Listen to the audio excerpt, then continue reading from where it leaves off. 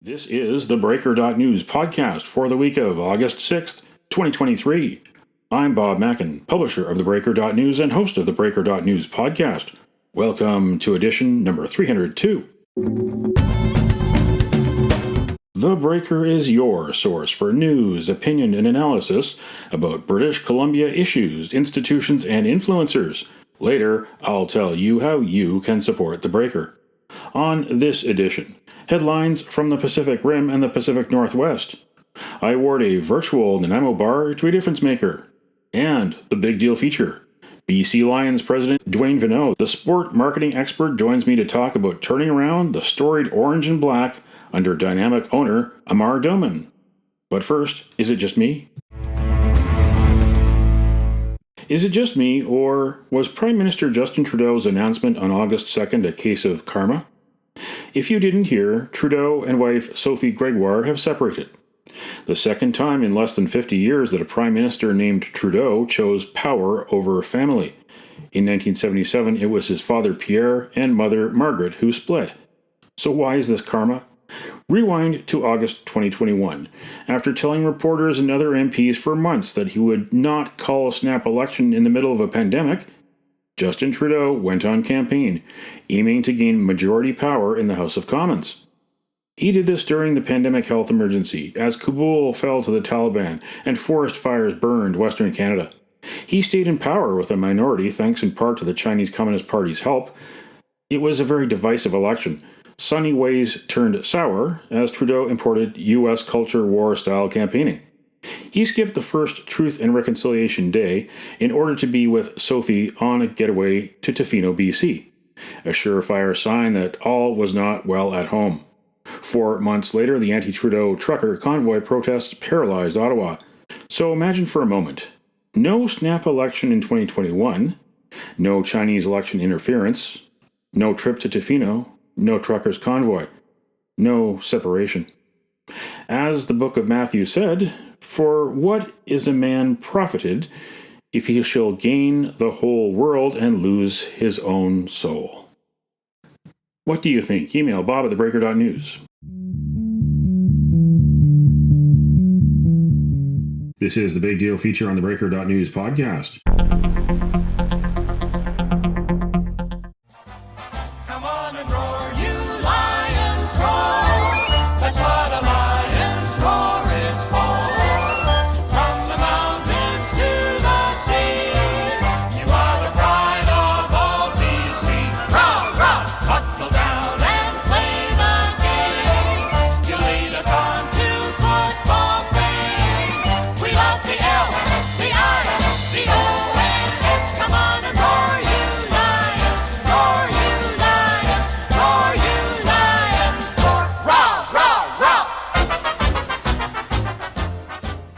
That is Roar You Lions Roar by Dal Richards Orchestra, the beloved fight song for the BC Lions, for those of you listening from outside British Columbia. The Leos are in their 68th season in the Canadian Football League, the oldest pro sports team in Vancouver. The six-time Grey Cup champion was purchased by building materials tycoon Amar Doman in August 2021. Last year, Doman named Duane Vienneau the new president of the franchise. Duane Vienneau is the former Grey Cup and chief events officer for the CFL and former head of marketing for the Edmonton Elks. Co-general manager Neil McAvoy and head coach Rick Campbell are engineering the team's on-field turnaround, which hit a snag on August 3rd with a loss to the Blue Bombers in Winnipeg. But it's Duane Vienneau's job to bring the fans, the sponsors, back in numbers to BC Place Stadium. I caught up with him on August 1st to talk about his focus on theme nights and affordable ticket prices. Talk about that first year of getting into this market and working with the BC Lions, one of BC's most storied franchise, yet it's had so many ups and downs over the years, on field and off field. Yeah, so it's been a tremendous experience, and thanks for that kind intro. I started last year, August of 22. I came in and I had a very it was beneficial to have some overlap time with the current president, Rick Lawlisher, and he retired in December. So we really were able to spend some time together and really understand the team itself and and Vancouver, and just had some time to sort of work together. And then officially became the president in December, January of this last year, and really got to work and doing everything that we're doing to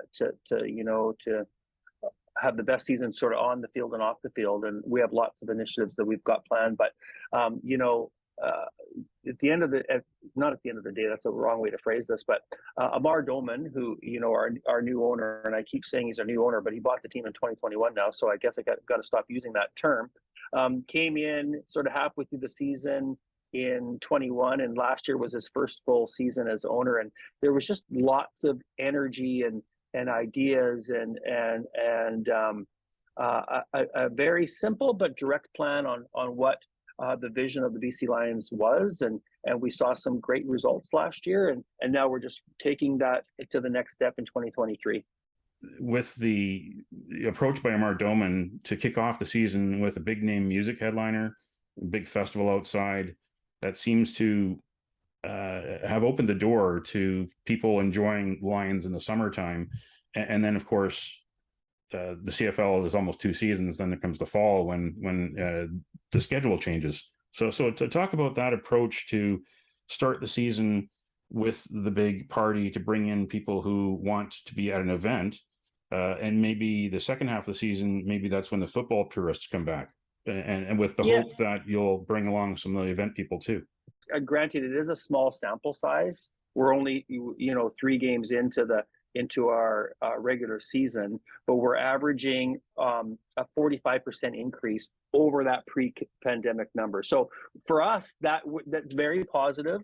We want to keep driving to get our attendance numbers back to where they were. We're back pre-pandemic numbers. We want to get them, and every day working at it. And that's the number one thing I work on a daily basis. Everything rolls up to fans coming and loving this team, and it's something that we work on. So talking a little bit about these it's an event-based strategy. We have a lot of strategies. There's not one thing that we're doing, but you talk about the themes. And so to kick it off with the concert last year with One Republic, and then following up this year with LL Cool J, it really just it's a statement game, if you will. In a lot of other sports, and football hasn't been that good at it over the years, taking that home opener and really blowing it up and putting your best foot forward. Amar and I would talk about, Major League Baseball as an example. It always blows my mind on, it'll be a Tuesday afternoon at 1:00 when they do they do their season openers, and the place is sold out everywhere, and it's an event. And so what we want to do is have that first game, our home opener, that event, that big concert. We did some things this year where we even did an event the night before, and we had a kickoff on Monday with the mayor, and it was BC Lions Day, and every day that week we did an event, and it was really rolling up to that big game. So that was a big focus for us. And again, it was this event-based theme strategy that we want to try to do. So then after that, every single game we have a major theme around it, and we really use those themes to attract new fan bases and try to, over the season, if not have 2 or 3 or 4 games that will appeal to somebody. Maybe they'll appeal to all of them, but we don't know. But trying to make sure that something in our product mix that is a non-traditional football fan will intrigue them to come. And so our second game was a Fam Fest, and it's been a big focus, Bob, of what we're trying to achieve. We want to be the BC Lions. The provincial team. It's BC Lions. It's not the Vancouver Lions. And Amar, since the day he bought this team, he said, I want to reach out and invite, young children and families to come to games. And so that was the Family Fest game. Our last game that we did was it was sort of a fun game, but we were playing the Riders, and everyone knows not everyone knows, but the Riders fans travel well. They're everywhere. They're coast to coast. And instead of fighting them, we wanted to embrace them.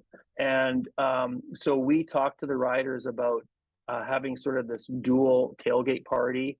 And I described it as, imagine walking down Robson and you have to make a decision when you get to Terry Fox Plaza. Are you going left? Are you going right? Are you going green? Are you going orange?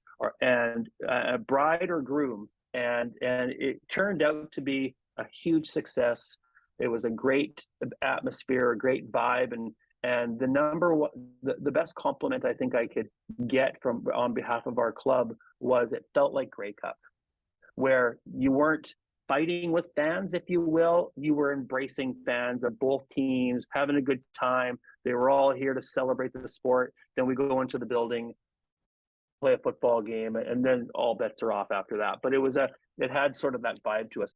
You know, and another factor is we're really trying to, and I wouldn't even say trying. We're working really hard, and I believe we're succeeding at our whole game day environment. You know, everybody comes. Doesn't matter. It doesn't have to be the LL Cool J concert. It's the outside the stadium is fun, and everybody's coming early and having fun. The last game against the Riders, the outside opened at 11 o'clock. The game was 4 in the afternoon, and we were sold out. People could not get into the tailgate at noon. It was sold out at noon, 4 hours before the game time. People having a very good time. Our in-game presentation is fun. It's active. We're really, we're playing very well on the field. Our team's 6-1, and everything's going very well right now as a football club. But also off the field, things are going very well on all aspects. Our game day presentation and sort of in the stadium and out of the stadium is becoming known to, you got to go to a Lions game because it's fun. You're going to have a good time no matter what happens. Now, granted, it's always more fun winning, and we've been doing a lot of that at home. We haven't lost yet at home, so it obviously helps the whole process.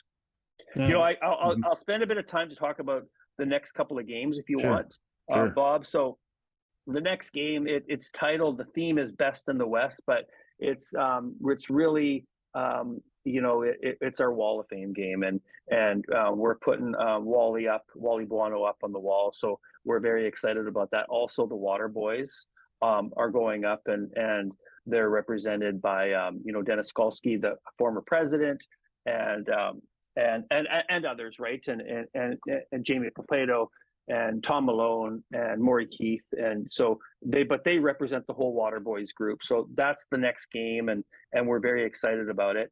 And then after that, we have a superheroes night. So a lot of teams, and we've done it in the past. It's like a military appreciation night, and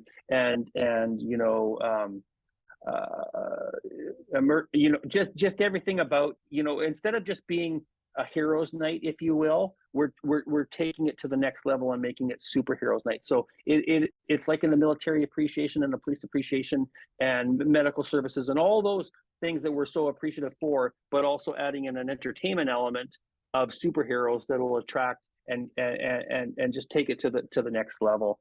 The one thing that I'm really happy about is we're doing obviously the orange shirt game is coming back. BC Lions has been doing a great job on that for a couple of years now, so that'll be back in the fall. But we're having another fun game. It's called the Gravy Bowl, and this game is over. It's over the Thanksgiving weekend, but we're playing Winnipeg Blue Bombers, and the Bombers. As Bob, I don't have to tell you this, but they've always had some of their game day themes in their stadium as they focus on food, and they have like the biggest burgers and those kinds of things. So we thought, we're playing them. It's over Thanksgiving. Let's have some fun, and let's create the new Turkey Bowl. So we're excited about that one. And also our last game of the season, it's just a sort of a blackout theme. We've always done a fan appreciation style theme, which we still will appreciate our fans, but we're adding elements to it. We're going after this blackout and which is sort of cool, and it's also around Halloween, so it'll have a bit of a Halloween theme to it as well. So again, without getting into all the details, it's really about theming every game, and coupled that with the on-field performance that's going very well, we're just always working to how do we drive new fans when they do come, have a great time, tell friends, and so on.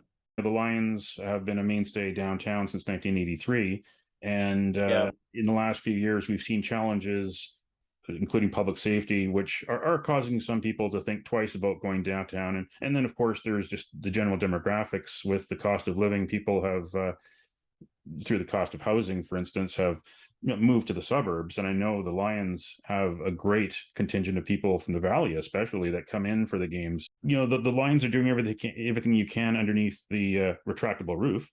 But outside the stadium, how are you dealing with these challenges? First of all, cost of living. We have made a conscious effort to, when we're trying to create more fan base every day, we've made a conscious effort to keep our tickets at a very reasonable cost. You can come to a game. You can bring your kid to a game for $10. We have a $10 ticket, and you can get our least expensive ticket is in advance is $25. So we're really trying to do our best to be cost effective as possible, and we don't want price to be a barrier. We want, if people want to come to our games, they have the ability to do so. Going into this, and this sort of addresses both points, but we have 4 p.m. starts this year, and that's new for us. And there was a number of reasons why we wanted to try this, and so far it's working. One of the reasons is to bring a family, and if we really want to focus on families coming, having an affordable experience, and being able to bring the kids and help create new fan base, you got to get them to the game in a good time, and you got to get them home to bed in a good time. So those 4 o'clock starts really, really do that for us. And one thing we've also, talk about as it relates to that is people that are traveling to and from on the train, they're now on the train at 7:30 versus going on the train at 11:30 at night. So we really like the 4 o'clock starts for families, as well as you can get home safely on the train, and so those are two very big factors for us. Also, the 4 o'clock start did something for us that we sampled last year at the playoff game when we hosted the semifinal. We created these bus packages from the island, from the interior, and so those bus packages we do now too. So we sell a 6-game season seat, 6-game ticket that includes all the 4 o'clock starts, and it's an island package, and it's an interior package, and those have been hugely successful. So basically, you can come in and out of the game on one day. You don't have to stay overnight, and it solves sort of that affordability piece, and also it really is an outreach into the community. Those were highlights of my interview with Duane Vienneau, the BC Lions president. The Lions host the Calgary Stampeders on August 12th at BC Place Stadium. Check out bclions.com for information, including tickets.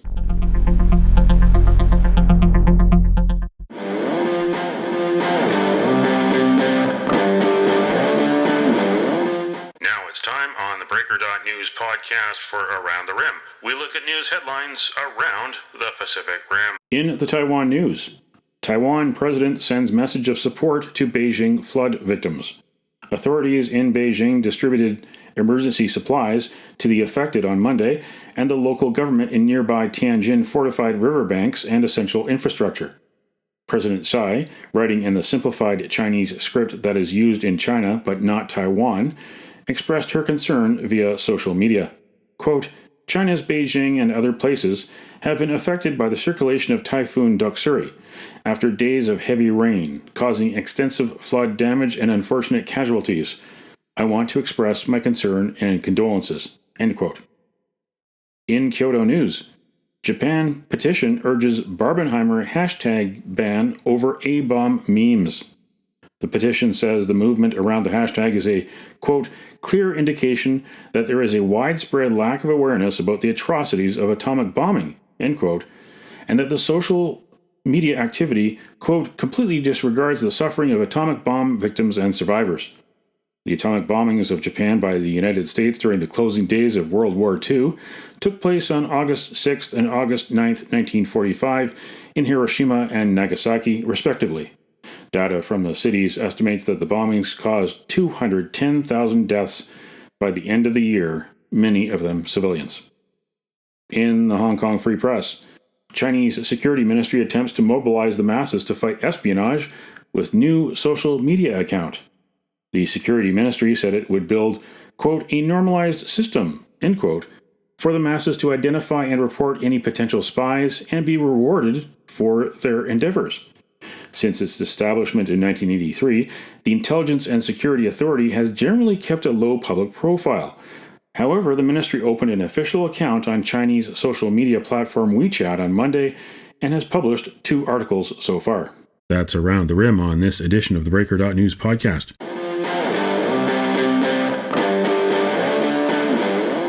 Now it's time on the Breaker.news podcast for Cascadia Calling. We look at news headlines around the Pacific Northwest. In the Oregonian, pumping your own gas to become legal in Oregon. The bill will allow gas station owners statewide to open some unattended pumps, permitting drivers to pump their own gas and skip the wait for an attendant if they choose. The law still requires gas stations to staff at least half of their open pumps for people who want or need assistance, such as senior citizens and those with disabilities. Prices must be the same at both self-serve and staffed gas pumps. In 2021, 60% polled said they were in favor of self-serve gas.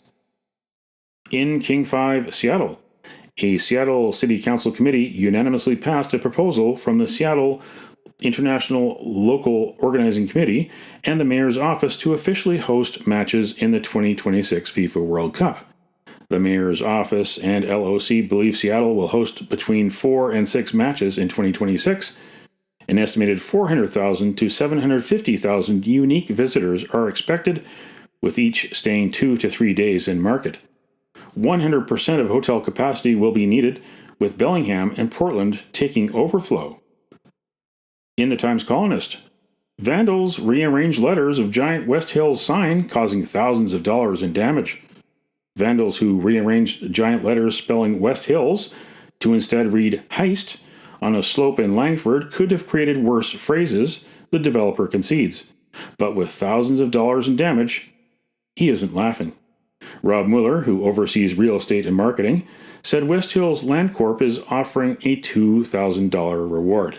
That's Cascadia Calling on this edition of the Breaker.news podcast. Don't matter what color you are, 'cause love will conquer hate, so you won't stand alone, you won't stand alone.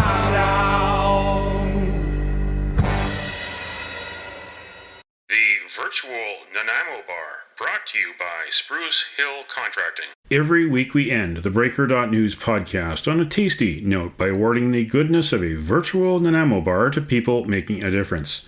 A virtual version of the province's favorite dessert bar goes this week to all the people behind the BC Games since 1978. August 16th is BC Games Day in BC to celebrate the 45th anniversary of the province's mini Olympics, which have featured 400,000 amateur athletes and volunteers over the years. The next BC Summer Games are in Maple Ridge in 2024. You can nominate someone for a virtual Nanaimo Bar. Send me an email to bob@theBreaker.news. Spruce Hill Contracting, custom homes and renovations. Find more information at sprucehill.ca. We love the L, the I, the O, and S. Come on and roar, you lions, roar, you lions, roar, you lions, roar, roar, roar. That's it for the Breaker.news podcast for the week of August 6th, 2023. I'm Bob Mackin. Thanks for joining me. Did you know that on the 6th of August in 1945, during World War II, the U.S. Air Force dropped the atomic bomb on Hiroshima, killing 70,000 people instantly? Now you know. Send me your feedback. Send me your story ideas to bob@theBreaker.news. Bookmark theBreaker.news. You can also find us at theBreaker.ca. Sign up for the email newsletter and get updates to your inbox. For news as it happens, follow The Breaker News on Twitter and visit theBreaker.news on Facebook. You can support The Breaker for as little as $2 a month. For more information, go to patreon.com/thebreakernews. That's patreon.com/thebreakernews. Until next week.